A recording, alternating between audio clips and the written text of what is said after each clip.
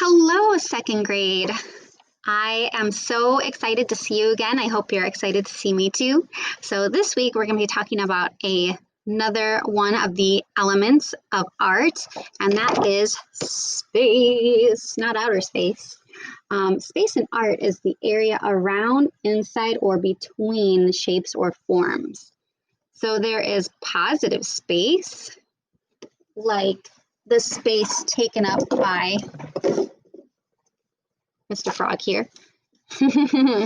All right, so where Mr. Frog is, that is positive space. And then there's negative space. And negative space is the empty area around an object. So the empty space around an object, so everywhere around the frog. And there are some objects that have negative space and positive space, right? Like this roll of tape here has positive space where we can see the tape roll, negative space around the tape, and also negative space through the tape, right? All right, so we're going to watch a video that tells us a little bit more about space, and I'll be right back with you. What is space?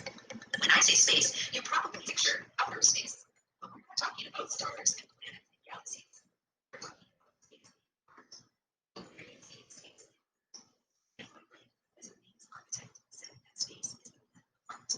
That's weird, right? Art doesn't mean what he means though is that space is important to all different types of art.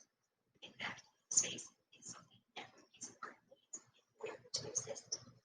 When we are talking about art, space is everything. Space is the area or distance around, between, inside different parts of art. There are a lot of ways to describe space when it comes to art. It can be positive, negative, open or closed, shallow or deep, or even two-dimensional or three-dimensional. But how do artists create space? For a three-dimensional artist, it's easy. Anything with height, width, and depth automatically takes up space. But for a two-dimensional artist, their work has height and width. So they need to create an illusion of space. An illusion is when you make something look like something exists.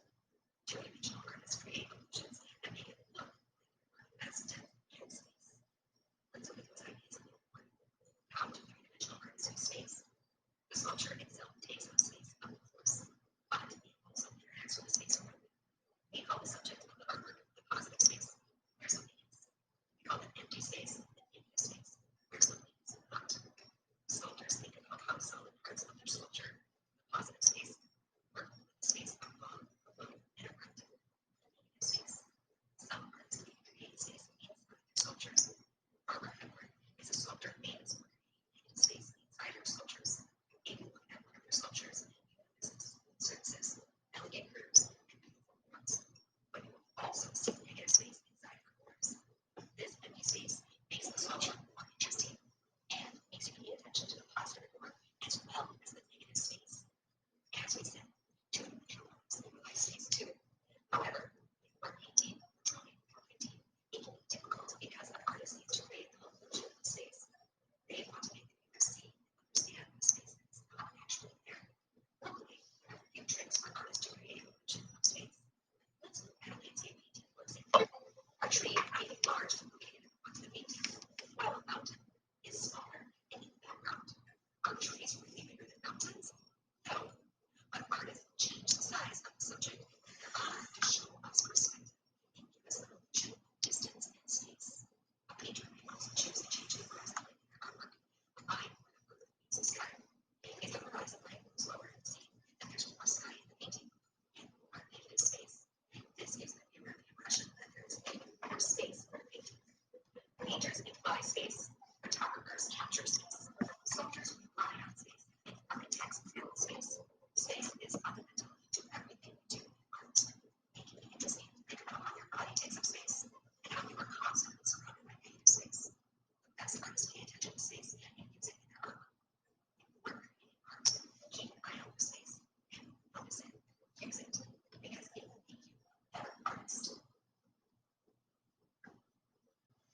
So now we're going to be good artists and we're going to use some space in our artwork this week. All right, so what you'll need for this today is a pencil and a piece of paper. That's it.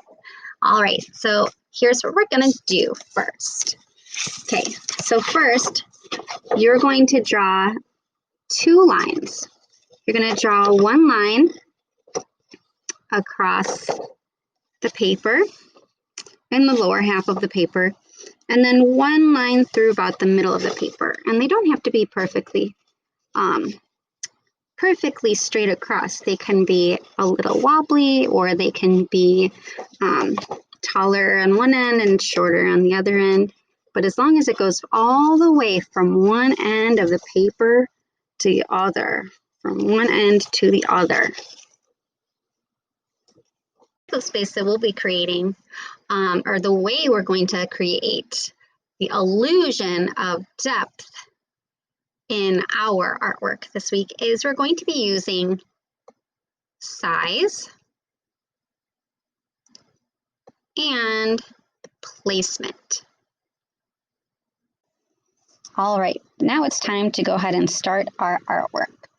So we're going to be creating the illusion of space using the scale technique and the placement technique. So I'm going to go ahead and start by adding a cactus in each one of these planes. Okay, so here we have the foreground, which is on the bottom. Again, that's the foreground. Then in the middle, we have, guess what that's called? The middle ground. And then we have the background. So we need to put our cacti on each of these planes, and as the cacti go back, should they be getting larger or smaller? When you look into a field, maybe there are trees in the distance. Do those trees in the distance look larger, or do they look smaller as you look out? I think they look smaller, right? So I'm going to go ahead and draw my first cactus.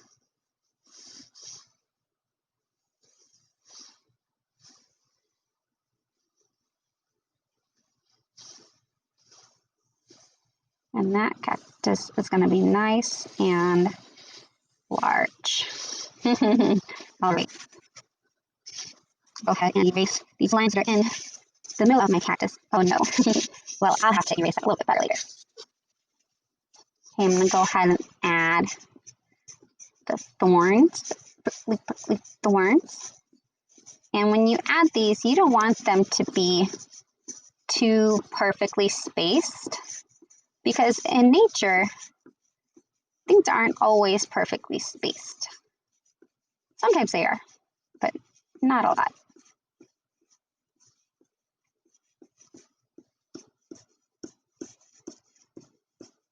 You can see the way I'm using my pencil to kind of flick my pencil so that we create these thorny type lines.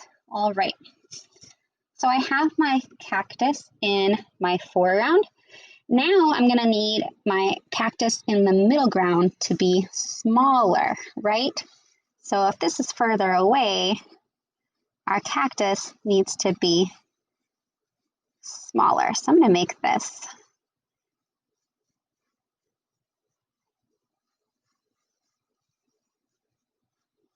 It's a big saguaro cactus. Saguaro cactus. I think that's what it's called. You can tell me if I'm wrong.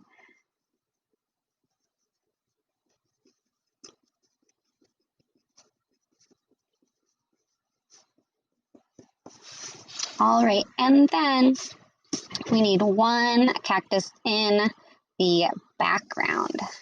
And this one, I'm going to make it seem super far away because I'm going to make it nice and tiny, a little too big, even tinier than that.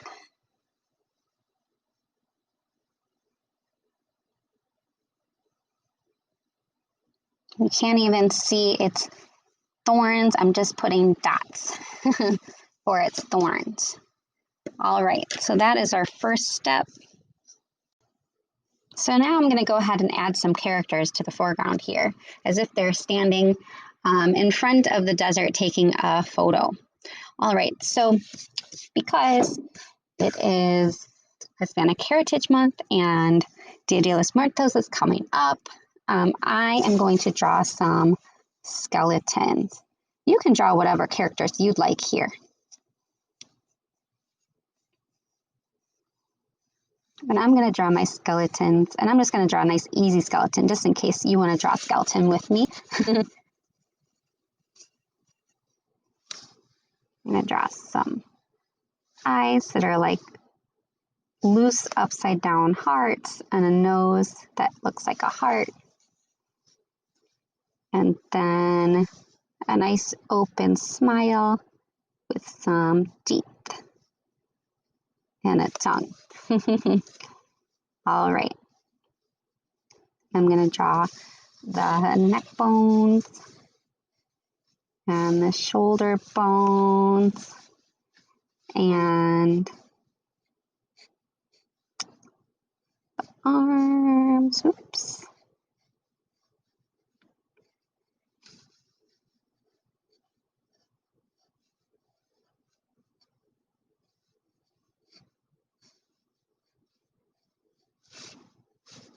And here we have the ribs. Oof.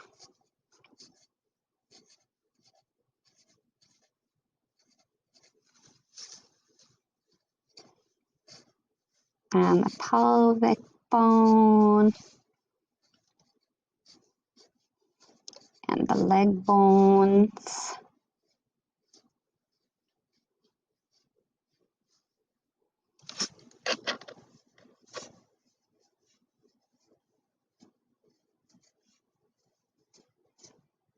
And these are like hearts at the end of big sticks, basically.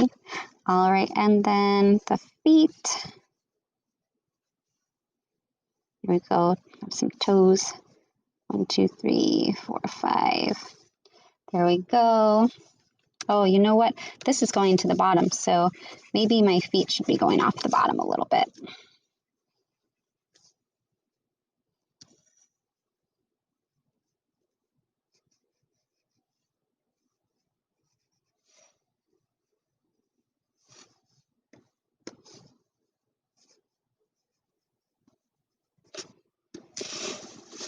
And of course, the hands.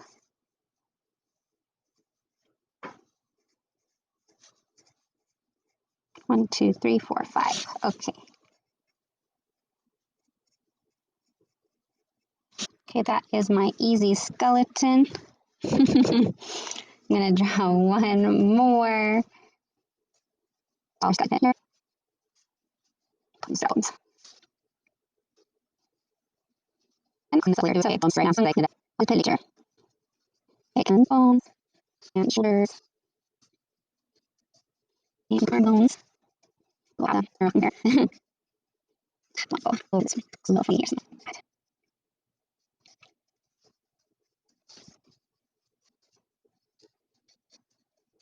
And go ahead and make skeleton. So I finished my second skeleton, and then I added some more cacti. So I added the prickly pear and the, it's called the ocotillo. They're usually a lot taller than that. That's just a baby, I guess. And then some barrel cacti here. And then I added, so for every section here, so for the foreground, the middle ground, and the background, each time they got smaller and smaller, right? So largest here, middle sized here, and then smallest on the top. I added some things in the background. I added some kind of a mountainous region back here, and I just added some grass or grass-like plants in the center here. So that is all for this week. I hope that you enjoyed creating this desert scene and working with perspective. So no coloring just yet. We'll do some coloring next week. As for now, just have fun drawing, and I can't wait to see these when you're done.